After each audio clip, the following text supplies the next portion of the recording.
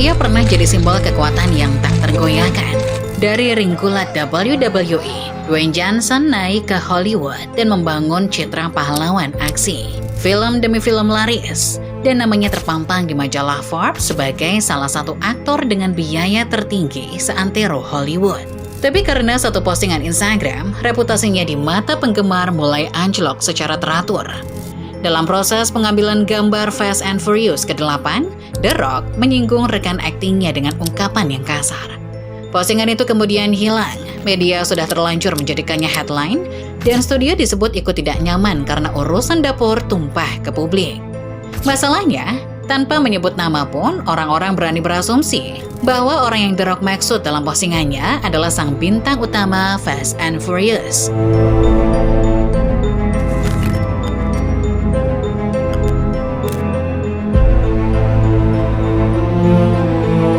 Dwayne Douglas Johnson lahir dalam keluarga pegulat. Ayahnya, Rocky Johnson, adalah bintang gulat profesional. Dan kakeknya, Peter Maivia, juga memiliki nama besar di dalam ring. Dunia gulat bukanlah hal asing di rumahnya. Itu seperti warisan yang sudah ada bahkan sebelum ia memilih jalannya sendiri. Menariknya, gulat bukanlah pilihan utama saat ia memilih karir. Di awal 1990-an, Johnson fokus pada football Amerika. Ia bermain untuk University of Miami dan sempat merasakan gelar juara nasional tahun 1991. Saat itu ambisinya adalah untuk masuk ke liga profesional. Namun cedera datang, kesempatan menyempit dan mimpinya di lapangan hijau perlahan berhenti di tengah jalan.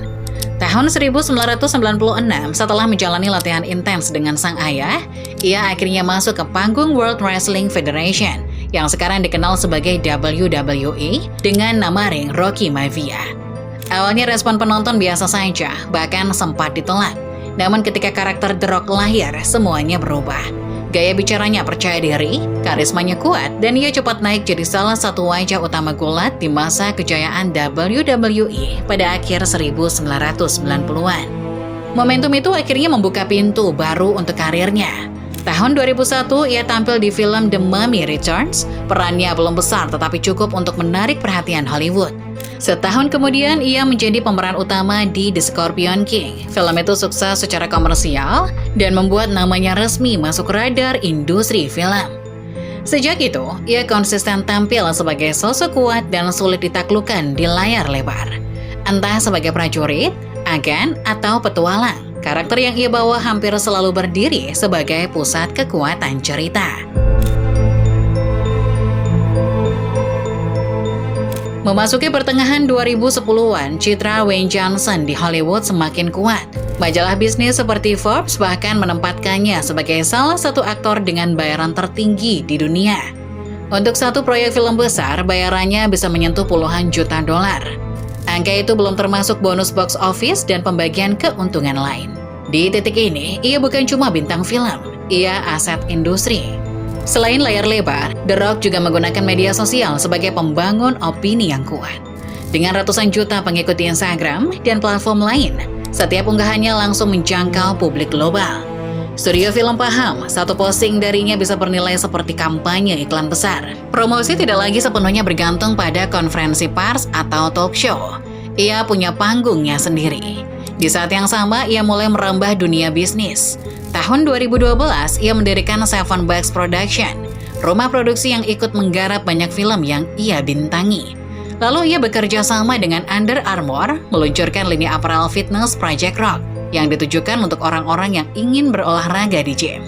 Tak sampai di situ, ia masuk ke industri minuman dengan Teremana Tequila, sebuah brand yang langsung mencuri perhatian di pasar Amerika. Dan ZOE Energy, minuman energi yang diklaim lebih sehat dan mendukung gaya hidup aktif. Citra yang ia bangun dari media sosial dan produknya sangat konsisten.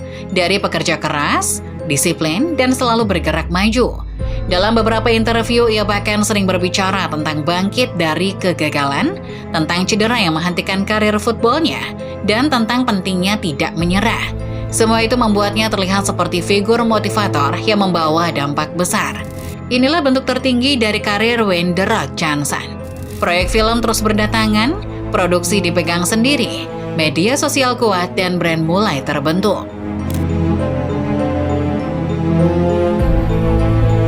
Di 2016, lokasi syuting The Fate of the Furious sedang panas. Semua orang lelah dari durasi syuting yang panjang dan jadwal yang ketat. Kru dituntut bekerja seperti mesin tanpa henti. Lalu pada bulan Agustus di minggu terakhir syuting, The Rock seolah curhat di Instagram. Awalnya memang terdengar hangat, ia memuji kru dan para pemain perempuan. Setelah itu, nadanya berubah. Ia menyentil sebagian lawan main pria sebagai orang yang dianggap tidak profesional dengan menggunakan kata candias. Ungkapan yang biasa ia pakai di ring gulat untuk menggambarkan orang yang dianggap penakut, lemah, atau tidak berani. Di bawahnya, ia menulis ada yang too chicken shit atau terlalu pengecut untuk merapikan cara kerjanya. Dia juga bilang, di perilisan nanti penonton mungkin merasa seolah-olah ia tidak sedang berakting di beberapa adegan. Karena saat syuting, emosinya benar-benar meledak dan kemarahan itu terbawa ke dalam kamera. Dalam hitungan jam, internet ricuh. Media mulai berspekulasi arah tudingan mengerucut ke Vin Diesel, lawan main sekaligus salah satu figur utama di franchise Fast and Furious. Wajar karena dia bukan cuma aktor, dia juga produser. Jika ada kekacauan di lokasi syuting, orang-orang lebih mudah menyalahkannya. Di momen itu, publik banyak pemuji The Rock yang berani ngegas soal profesionalisme. Tapi ada juga yang kesal karena mentalitasnya yang terlalu spontan upload story. Di tengah hujaman komentar dan berita gosip, The Rock mencoba mengakui bahwa emosinya saat itu sedang tinggi. Dan postingan itu sama sekali tidak menggambarkan citra yang selama ini dia bangun. Sebenarnya, ini jadi kekhawatiran Universal Studio. Karena di era digital ini, ego setiap pemeran bisa langsung dituangkan di media sosial dan merusak citra film yang sedang dalam proses produksi. Tapi di sisi lain, muncul pembelaan dari Vin Diesel yang menyebut dia sendiri kesal karena The Rock dinilai sering terlambat dan mengganggu jadwal. Kini, sentimen publik benar-benar berbalik. Kalau benar The Rock sering terlambat, unggahan soal profesionalismenya jadi tidak selaras dengan kelakuannya sendiri. Ketika film akhirnya dirilis, penggemar semakin sadar kalau karakter The Rock dan Vin Diesel tidak pernah berada dalam satu adegan yang sama. 2 tahun kemudian, The Rock mengonfirmasi bahwa dia dan Diesel memang tidak syuting adegan bersama, dan itu atas permintaan The Rock sendiri. Ia bilang mereka sempat bicara beberapa kali, termasuk satu pertemuan tatap muka di ruang pribadinya di lokasi syuting. Ia menyimpulkan ada perbedaan cara pandang yang mendasar soal cara membuat film dan cara bekerja bersama. Dalam wawancara 2017, Vin Diesel menimpali kontroversi itu dengan menyebut keduanya sebagai kapten yang berada di dalam kapal yang sama hingga membuat perebutan kendali tak terhindarkan. Pada akhirnya, di tahun-tahun setelah perilisan film, Diesel akhirnya menurunkan tensi di media sosial dengan menyebut bahwa hubungan antara dirinya dan The Rock tidak seburuk yang publik kira. Dan pada 2021, Diesel membuat langkah yang lebih mirip klarifikasi. Ia secara publik mengajak The Rock untuk kembali ke franchise melalui unggahan media sosial. Ia menyebut nama Wayne secara langsung dan memintanya pulang ke keluarga Fast and Furious. Namun sejak konflik ini terjadi, publik sudah terlanjur melihat sisi munafik dari The Rock. Postingan boleh saja dihapus, tapi kesalahannya tetap tersimpan sebagai jejak digital selamanya.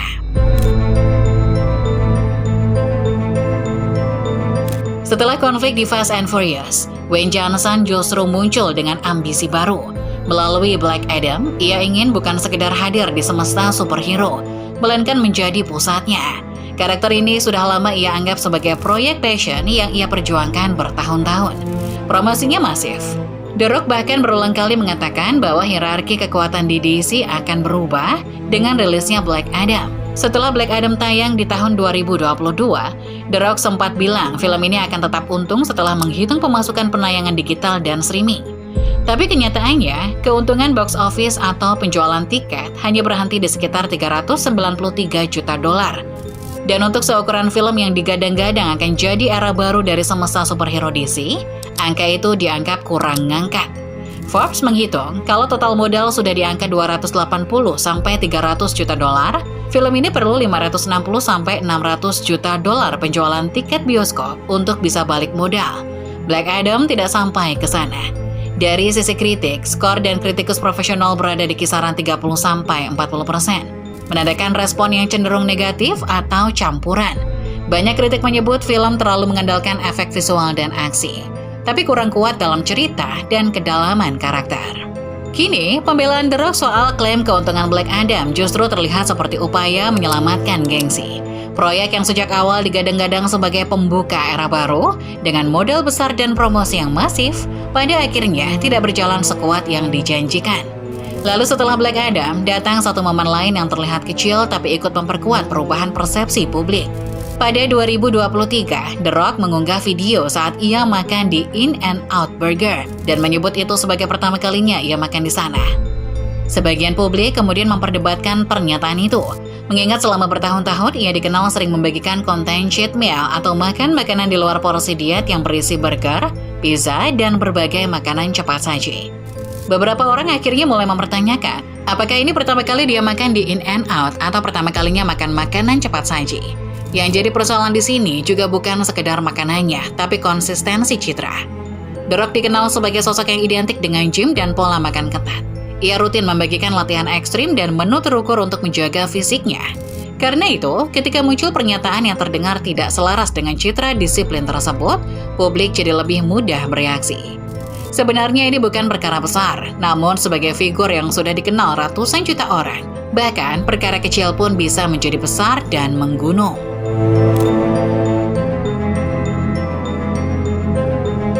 Di tengah perdebatan yang masih hangat soal citra dan konsistensi The Rock sebagai figur besar, muncul pula harapan mengenai proses produksi film Red One.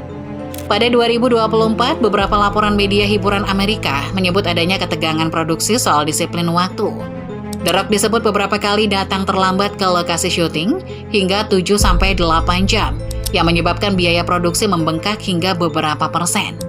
Ada juga laporan yang mengklaim ia kerap buang air kecil di botol agar tidak perlu meninggalkan set terlalu lama, sesuatu yang terdengar ganjil dan langsung memancing reaksi publik. Berita itu cepat menyebar. The Rock kemudian memberikan klarifikasi dalam wawancara. Ia tidak sepenuhnya membantah. Ia mengakui bahwa memang ada momen ia terlambat. Tapi menurutnya, ia tidak separah yang digambarkan. Soal kebiasaan ganjil yang ramai dibicarakan itu, ia juga mengonfirmasi pernah melakukannya, namun menyatakan konteksnya dibesar-besarkan. Tidak ada pernyataan resmi dari studio yang menyebut pelanggaran kontrak atau sanksi profesional, namun tetap saja citra kini semakin tercoreng, dan banyak orang yang mulai menganggapnya tidak lagi sehebat dulu. Lalu, kini penampilannya yang terlihat besar dan dominan juga mulai memudar. Dalam penampilannya di Venice Film Festival pada akhir Agustus 2025, publik sempat dikejutkan ketika The Rock tampil jauh lebih kurus setelah menurunkan puluhan kilo berat badan. Transformasi itu dilakukan demi perannya sebagai petarung MMA, Mark Kerr, dalam film The Smashing Machine. Penurunan drastis ini menunjukkan bahwa fisiknya bisa berubah sesuai tuntutan karakter, bukan semata-mata demi citra otot masif yang selama ini melekat. Di sisi lain, rumor soal penggunaan steroid tetap beredar. The Rock tak pernah mengakui penggunaan steroid di era Hollywood. Ia hanya menyebut pernah mencobanya sekali di masa muda, jauh sebelum karir filmnya. Sejak itu, ia menekankan kerja keras, pola makan disiplin, dan latihan konsisten sebagai kunci utama. Meski begitu, di era digital, klarifikasi tak selalu menghentikan spekulasi. Setiap kali ia tampil dengan otot yang tampak makin besar, perdebatan kembali muncul. Apakah mungkin dia mempertahankan otot sebesar itu di antara jadwal yang sibuk dan di usianya yang ke-50 sekian? Pada akhirnya, kisah Wayne The Rock Johnson bukan hanya soal otot atau kontroversi. Ini tentang bagaimana ia menghadapi sorotan publik yang semakin kritis, dan di saat reputasi panjangnya terus diuji bahkan oleh egonya sendiri.